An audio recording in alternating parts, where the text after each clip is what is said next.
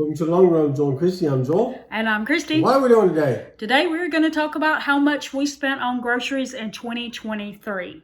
All right, let's get to it.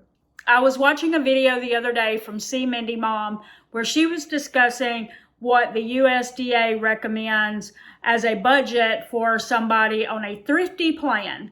So we decided to look at it, see what our budget would be, and talk about how much we actually spend in comparison to what the USDA recommends. All right, so I'm going to show you a chart here, and it basically is showing the prices for what they consider to be the thrifty plan. Now, I don't know if maybe they consider that based on like the most expensive groceries you can get anywhere in the United States, or I'm not sure where they get their numbers exactly. But anyway, according to our family size, which, to be honest, I think that maybe because of our advanced age, some people assume that we're just two people living here, but we're actually three adults because one of our sons still lives at home. So for three adults, according to this chart, we have, according to the thrifty plan, we would be somewhere around $789.60 and still be considered as thrifty. I will tell you that I found an article just 5 days ago that listed Florida as number 5 on a list of states where people spend the most on groceries. So only 4 states were listed higher. So I'm not sure, but according to that article, they would expect that somebody in Florida would spend $287.27 per week here. So there's not many, according to that article, there's not many states that would be more expensive, only 4. Yeah. Okay, so now we're going to tell you how much did we spend on groceries in 2023. On average, we spent $356.12 per month for our groceries. Kind of as a note, we spent $391.92 in 2022. So the difference was about $35.80 that we saved from year to year over 2023, 2022. That's right. We have decreased our spending on our groceries in the middle of inflation.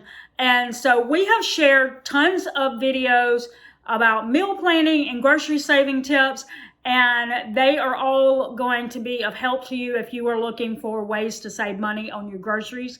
Be sure to check those out in the description. But right now, we're actually going to take you into the grocery store and we're going to show you what we're going to buy for a fill-in haul. And then at the end, we're going to tell you 2 changes that we made in 2023 that is part of the reason why our groceries continue to go down instead of going up in the middle of inflation. So be sure to stick around to the end to see those 2 tips. I'm grabbing some of these Baconette pork rinds. They're $2.28, we believe. And yeah, I'm going to eat that with some hummus. We're getting one of these. We have 2 different times in the next, like say 2 weeks, where one time we'll have quesadillas, and another time we'll make some little tacos with some leftover cilantro lime chicken. So we're getting one of these and hoping that it will last us for both meals. And it's $3.48. They don't have a price. We had to scan it with our app to see what the price was. So this was kind of a thing where we haven't taken down our Christmas tree yet. And Joel said, oh, well, we have to get cookie dough so that we'll be motivated to take our Christmas tree down. I'm not sure what that has to do with each other, but so we're grabbing this cookie dough right here, the Pillsbury, for $3.68 so that we'll be motivated to take down our Christmas tree. We're grabbing one of these containers of Quick Grits. It's $2.18. I neglected to look at that when I was doing the pantry inventory, so I didn't get any, and Joel's almost out.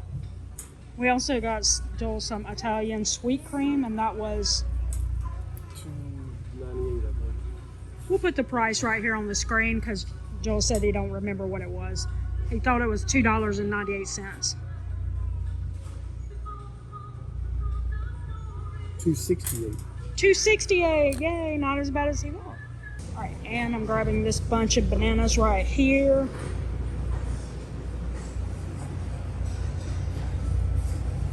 $0.58 per pound. We'll put a total on the screen. Grabbing one of these bags of little baby potatoes. $3.88 for the bag. We're grabbing a 2-pound bag of carrots. They're $1.44. We're buying some cilantro. 97 cents for the bunch. Also getting 2 limes. And they're 25 cents each. All right, I'm gonna get this roasted garlic hummus. I've got some sweet peppers I'm gonna dip in there. And I already have the sweet peppers at home. All right, and there's our grocery total for the week, $25.47. All right, so we hope that you enjoyed our grocery haul. Yep, so here's our 2 tips. Joel, what would you say was the first change we made that saved us money this year? Reducing expensive snack foods. If you notice, if you've seen our hauls going early on, there was always a running joke of me getting a bag of Cheetos. We hide it somewhere in the haul, and people would look for it as we were scanning through them. So, and they'd comment in the comments when they found it. So, Right.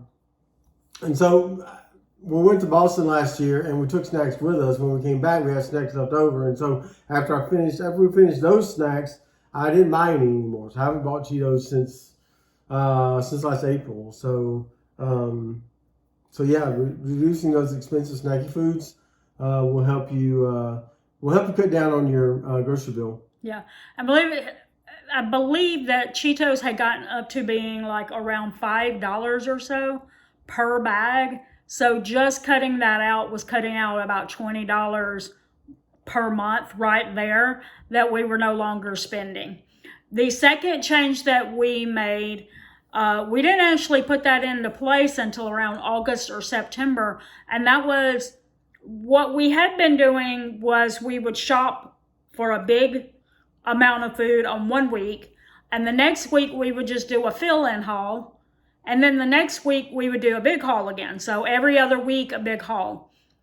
What we decided to do instead was to shop for one big haul once a month. And then every weekend we go back and we get fresh produce. But that's all that we buy is that. And then if we see anything that we may have forgotten. But for the most part, it's just fresh produce.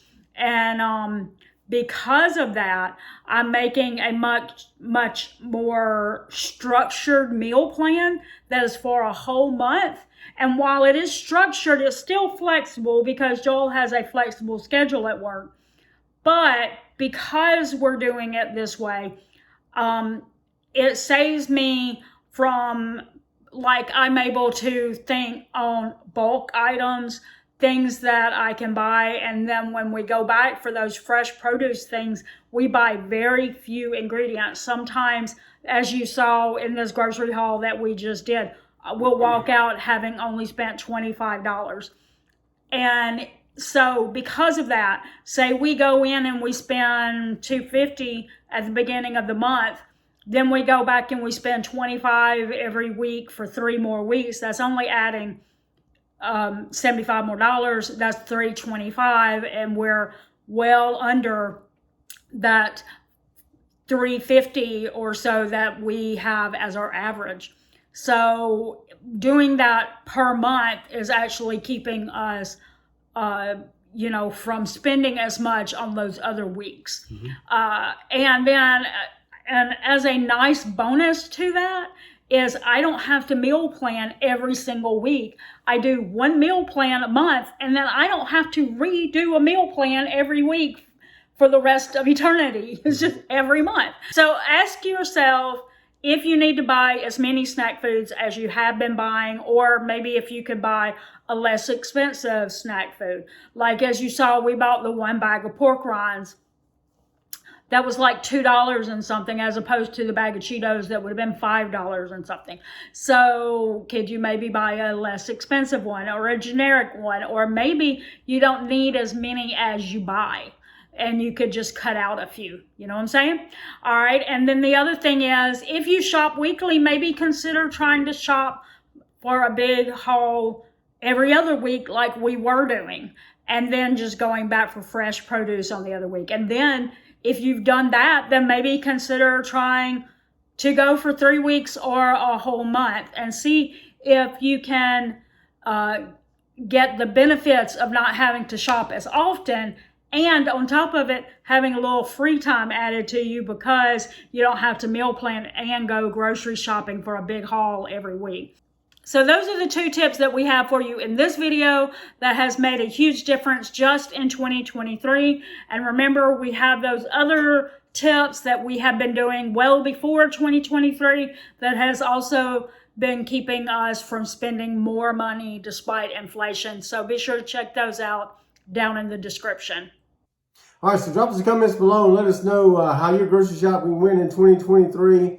If you're going to make any changes for 2024, and maybe some tips that you have for lowering your grocery bill in the new year. We're going to put a video up right here that you can click after we say the thing we always say. That's going to do it today for Long Run with Joel and Christy. I'm Joel. And I'm Christine. Don't forget the long run. Give yourself a little grace. Bye.